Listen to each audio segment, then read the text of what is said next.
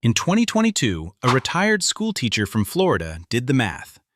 She had been living alone since her husband passed. The house needed repairs she couldn't manage herself. Groceries needed buying. Medications needed organizing. And a cruise line had just sent her an offer for an annual unlimited sailing pass. She ran the numbers. The pass, meals included, housekeeping included, entertainment included, was cheaper than her mortgage, her utilities, her groceries, and her home care combined. She sold the house, packed 2 bags, and moved on to a ship. She has not come back. Now, before anyone says this is an extreme case, it is. Most people who board a cruise ship are there for 7 nights, a drink package, and a beach in the Bahamas. That is the bottom of this hierarchy. And that is fine. But the distance between that experience and the top of what this industry has built is one of the most underestimated gaps in the entire travel world.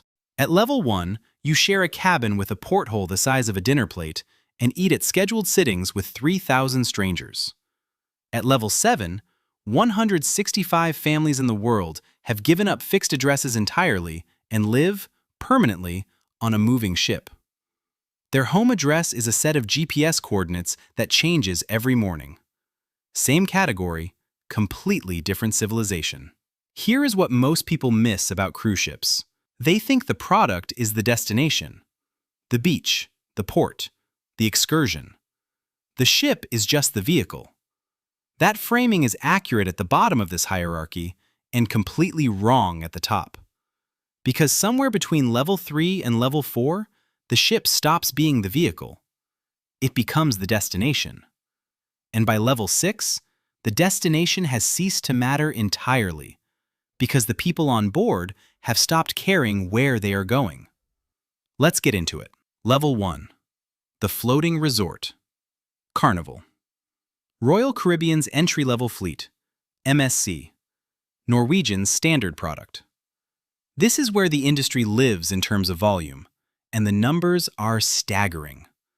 Carnival Corporation alone carried approximately 13 million passengers in 2023. These ships exist to move the largest number of people to a desirable location at the lowest viable price, and they are extraordinarily good at exactly that. A 7-night Caribbean sailing on a level 1 ship starts at roughly $500 to $900 per person in an inside cabin, depending on season and how far ahead you book. That is less than most mid-range hotels charge per night in any major city, with 3 meals a day included. The ships themselves are among the largest moving objects ever constructed. Royal Caribbean's Icon of the Seas, launched in early 2024, carries approximately 7,600 passengers and displaces over 250,000 gross tons. There are water parks. There are roller coasters. There are 20-something restaurants and a casino the size of a suburban supermarket. What there is not is space. Inside cabins run 150 to 180 square feet. The hallways are narrow. The elevators are always full. The pool deck at 11 a.m. on a sea day looks like a beach that forgot to have a beach. You are sharing this vessel with between 3,000 and 7,000 other people who all had the same idea. The ship is also engineered to fill every hour of your day. There is an activity schedule that starts at 7 a.m. There is a DJ at the pool by 11. There is always something happening, somewhere, loudly. Because the operators know that a bored passenger is a passenger who is not spending at the bar or the casino. Silence is a revenue problem at level 1, and it is solved aggressively. Who is this for? A family of 4 who wants a week in warm water without planning any of it themselves. A group of friends who want an open bar and a dance floor that doesn't close at 2 a.m. A retired couple who have done this 11 times and have a system. Early seating, deck chairs reserved by 7 a.m., off the ship by 8 before the excursion crowds hit. Level 1 delivers exactly what it promises. It just does not promise quiet. Level 2. The premium line. The same ocean, less noise. Level 2 is not a fundamentally different product. It is a refinement of Level 1 with one thing systematically removed. The belief that silence is a problem to be solved. Holland America. Princess Cruises. Celebrity in its standard configuration. Ships that carry 2,000 to 3,000 passengers, cabins are slightly larger. Balcony ratios in the base configuration go up considerably. Pricing moves to roughly $150 to $250 per person per night. But here is the real difference, and it does not appear in the brochure. The activity schedule exists but does not chase you. The pool deck has chairs that are actually empty. A sea day is not a logistical challenge to be managed. It is a Tuesday at sea, and that is considered sufficient. The buyer here is someone who has done level 1 and spent the entire first morning trying to find a quiet corner that did not exist. People who have decided that what they actually want from a cruise is a cruise, not a theme park that happens to float. Level 3, the upper premium line. When the ship and the destination have equal weight. Viking Ocean Cruises, Oceania. Ships that carry between 600 and 1,200 passengers and are built around a specific idea, that the itinerary matters as much as the vessel, and that the vessel should be comfortable enough that you genuinely look forward to the days at sea. Cabins almost universally include a private veranda from the base category. Dining is open seating. You eat when you want, with whom you want, at a restaurant that does not require a reservation made weeks in advance. The spa is not primarily a revenue center. Shore excursions lean towards smaller groups, longer stays, and ports that the larger ships physically cannot reach. Per-night pricing typically starts at $300 to $500 per person. A sea day becomes something passengers actually look forward to. At level 1 and 2, the sea days are the gaps between ports, tolerated, scheduled around, filled with activities. At level 3, the sea day is part of the product. The ship is comfortable enough that being on it is not something to endure between destinations. The buyer has done this before. This is not their second cruise. It may be their 8th. They have specific ports they want to see, specific itineraries they have researched, and the patience to spend 3 days crossing open water to reach Dubrovnik in late September when the summer crowds are gone. At level 3, the ship and the destination are in conversation. Neither one dominates. If you are finding this useful, subscribe. Every week I break down how global industries and aspirational categories actually work, not how the brochure describes them. Level 4, the luxury line. The ship becomes the destination. Regent 7 Seas, Silver Sea, Seabourn. Ships that carry between 200 and 700 passengers, where the base accommodation is a suite, where every shore excursion is included in the fare, and where the wine at dinner is not a line item on a bill, because there is no bill at dinner. All-inclusive at level 4 does not mean what it means at level 1. At level 1, all-inclusive means the buffet and a drink package selected at checkout. At level 4, it means flights, airport transfers, all shore excursions, all specialty restaurants, all alcohol including the good bottles, gratuities, and in some cases pre- and post-cruise hotel nights in the embarkation city. The fare is the fare. You board the ship and stop thinking about money entirely.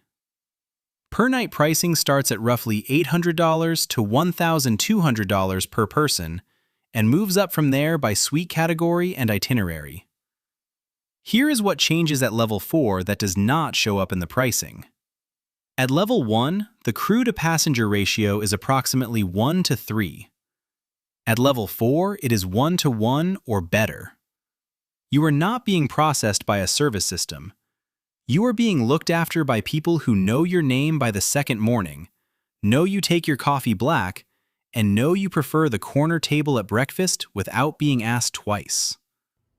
The buyer is someone for whom the logistics of travel, airports, transfers, currency, restaurant research, excursion booking, have become the least enjoyable part of any trip. They are buying the elimination of friction. Every decision that used to require effort has been made in advance and paid for. The only remaining decision is what to wear to dinner. At level 1, the ship is the vehicle. At level 4, the ship is the point. Level 5, the ultra-luxury expedition. The places the other ships cannot go. Ponant, scenic. Seaborne venture. Ships that take the level 4 service standard, full inclusion, suite-only accommodation, 1-to-1 crew ratio, and point them at destinations the rest of the cruise industry cannot physically access. Antarctica, the Northwest Passage, the Galapagos, remote Indonesian archipelagos, the fjords of Svalbard at 78 degrees north, where polar bears are a genuine wildlife encounter and not a zoo exhibit. These ships are smaller, typically 100 to 200 passengers, because the destinations require it. Passengers board the ship in Ushuaia, at the southern tip of Argentina, and 3 days later a helicopter lifts them off the deck and sets them down on a glacier.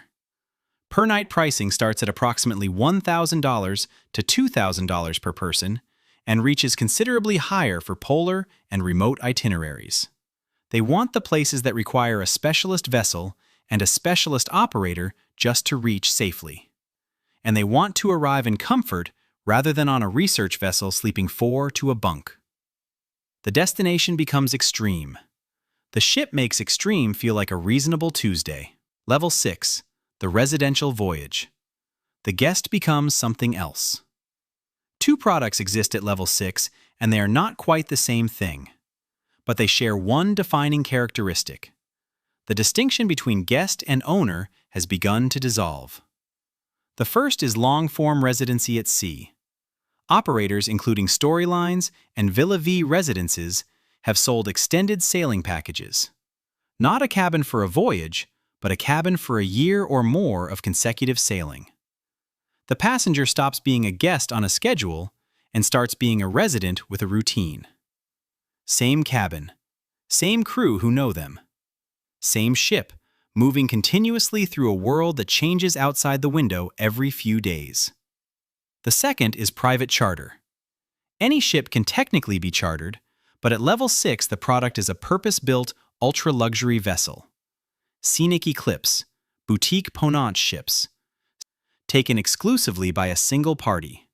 A wedding with 150 guests and a captain who answers to the host specifically. Charter rates for a 100-passenger vessel in this category have been reported from approximately $500,000 to over $1.5 million per week, depending on the vessel and itinerary. This is where the school teacher from Florida lives. Level 7, the residential ship, the address that moves. The World is not technically a cruise ship. It is a private residential vessel. It has 165 apartments. They are owned, not rented. The smallest units have reportedly sold for approximately $800,000. The largest have sold for over $12 million. Annual maintenance fees, which cover operating costs, crew salaries, food, port fees, and all onboard services, have been reported in the range of $250,000 to over $700,000 per year, depending on apartment size. The ship circumnavigates the globe roughly every 2 years.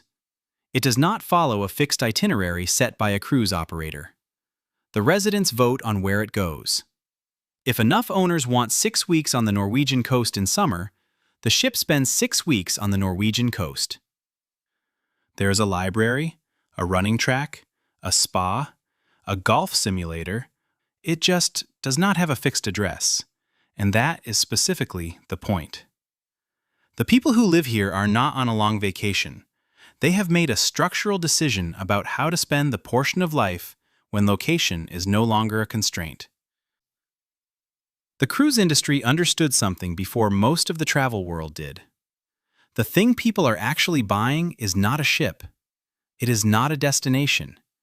It is a version of their life with specific frictions taken out of it. And the more you are willing to pay, the more completely those frictions disappear. Most people buy 7 nights of that feeling. 165 families decided they didn't want to give it back. If this was useful, subscribe. I break down how global industries actually work, not how the brochure describes them. See you in the next one.